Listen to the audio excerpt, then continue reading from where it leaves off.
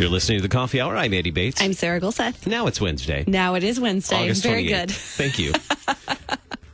You know, I've said it before. I'm so glad that no one depends on us to find out what day of the week it is. I mean, I depend on you. I'm so sad. I thought sorry. it was Thursday today because yesterday you said it was I thought it was Wednesday. Thursday all morning long as well because I was working on stuff for Thursday and Friday yesterday. Right, I know. It's Wednesday, August 28th, and we have two great topics on deck today. Grace Place Wellness, celebrating 20 years of serving the saints. We're going to learn more about that and an upcoming event to celebrate that milestone as well. And do you know what tomorrow is, besides August 29th? And Thursday. And Thursday? Have you looked at the church calendar? I have There's a hint. actually.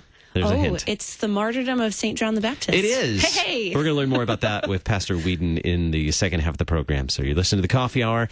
And thanks to our friends at Concordia University, Wisconsin for supporting The Coffee Hour. Find out more about Concordia University, Wisconsin at cuw.edu. Live uncommon. Joining us in studio this morning, Dr. John Ekrich, founder of Grace Place Wellness. Good morning, Dr. Ekrich. Sarah and Andy, good morning. It's great to be here. Always a joy to have you in studio this morning. As you mentioned before we went on the air, we should have done some stretching before we got started in order to be alive, alert, and awake. And I did actually do some stretching this morning. So. Oh, I definitely did not. I slept as late as I possibly could today. Well, sleep is important too, right, Dr. Ekrich? That is correct. Sleep is important too. So tell us the story of the founding of Grace Place Wellness. Grace Place really grew out of my medical practice, which was 2 blocks from here, right off of Watson Road. And when I returned from the University of Chicago to go into practice, I joined a group that had Lutheran physicians in them, one of them Dr. Freddie Mortensen, who was the physician for the seminary here in St. Louis. And as a result of that and my Lutheran background, we cared for a great number of Lutheran pastors and teachers, professors at the seminary, and people here at the International Center. And over those 35 years, I had the opportunity to observe the results of the stresses and strains of ministry, not just emotional and spiritual, but also physical strains. And decided after doing some research over about a 10-year period of time that it might be helpful to our professional Lutheran servants to develop a program that would really encourage their well-being, not just their spiritual and emotional well-being, but their physical well-being and their physical well-being. So we began with a retreat back in 1999 in Colorado, where your former pastor, Dr. Pastor Dar and Jan Karsten, led that program. And building on that retreat, then we've done probably 300 plus retreats and served somewhere in the range of 10,000 Lutheran professional church workers plus their spouses in many situations over the last 20 years. Wow, that is quite a legacy. And 20 years is not a huge amount of time in the grand scheme of things, but you've done such great things over these last 20 years. Can you tell us some ways that Grace Place has positively affected people? Some stories of people who have seen this change because of the programming that you're able to offer.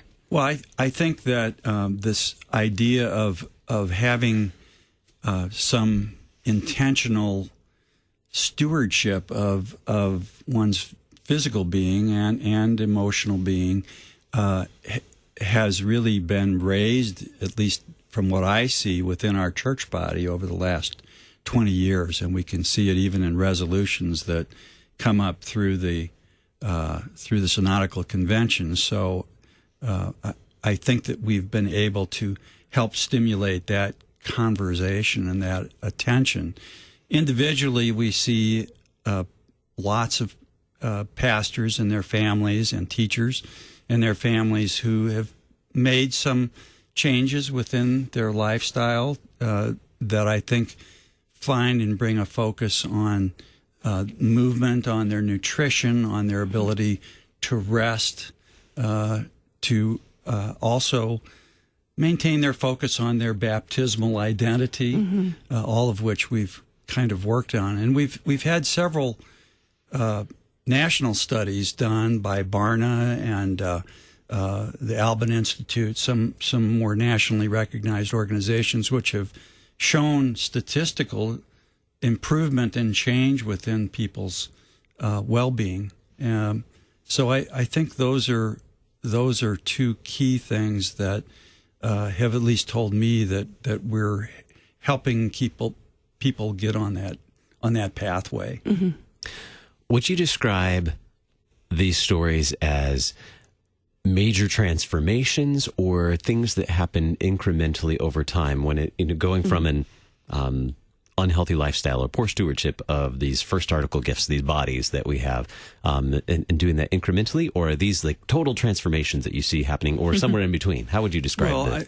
Certainly there have been some people who have had significant transformations in terms of weight loss and physical fitness and conditioning, but generally the type of results that are lasting are those that are done nudgingly and persistently, where people make subtle changes or small changes, but are able to stay with it. A lot of which has to do with having accountability partners with them. They have, whether it's family or fellow brothers in the ministry or other teachers, helping teachers, where people really connect with others to help kind of keep them on a healthy pathway. So I like those words, nudging and persistence. And I think that describes what we're really after.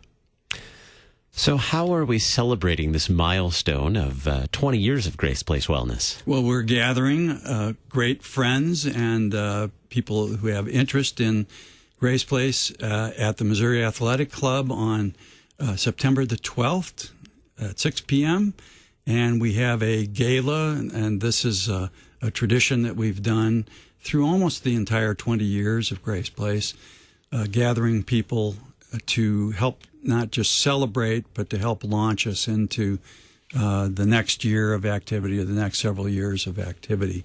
So it'll be a wonderful evening of fellowship and a little bit of a fundraiser and with an auction and opportunities for people to really tell and hear our story. Who is this for? Who would be interested in coming to this event? I think anyone that has an interest in the love and care of their pastors and their teachers. Those are the type of people who have traditionally supported this program and have made it possible for their pastors and teachers and their families to attend Grace Place Retreat. So absolutely. I think that's pretty much, hopefully, everybody in our congregations. We'd love to pack the Missouri Athletic Club that evening. Absolutely. You mentioned the things that are coming up. What is next? What is the next thing for Grace Place in the next year, next coming years? Well, as I was telling Andy earlier, we're going to have perhaps a great reveal at the gala. But I think in general, what we're trying to do is increase the accessibility to the retreats. We have touched in many ways all parts of the country and through our missionary retreats through the world, but we have so many more people, so many more church workers in this country who really we think could benefit from this education and encouragement. And so we're hoping to expand that out in some creative ways, perhaps through more online or written materials that could get the knowledge and the understanding of these health ideas out, and through various other sorts of communication where we could touch many more people, especially through our various our 35 districts, trying to encourage the districts to be sort of the focus for their pastors and teachers, for their professional church workers. And so those are the basic areas that we're going to try to touch on. So to register for the gala and to hear more about what's next for Grace Place as well, to get tickets for the gala, you can do that at graceplacewellness.org. And I had been on the website in the past week or so, but there's a new post on the gala website, and now I'm intrigued. It looks like a video of, is it Randy shaving on the? There's a new video on there, so now I'm going to have to check it out. It is. Check it out. It's really fun. Really fun. Is it getting ready for the gala? Absolutely. And you can also call the office at 314-842-3077, 842-3077, and talk to Beth or Kathy, and they'll connect you into the gala. And we would love to see our great Lutheran community come out and help us boost this into the next 20 years. Outstanding. We'll provide a link to that page as well, so you can get your tickets for the gala right there. We'll link to that on the show notes, the program notes today as well. You can do that and at kfuo.org when we'll post that this afternoon. Thank you so much, Dr. Ekrich, for being our guest on the Coffee Hour. Always a delight to talk with you and learn more about Grace Place Wellness. Thank you. Coming up in just a little bit, looking at the church year, the martyrdom of St. John the Baptist. Up next on the Coffee Hour, I'm Andy Bates. I'm Sarah Golseth.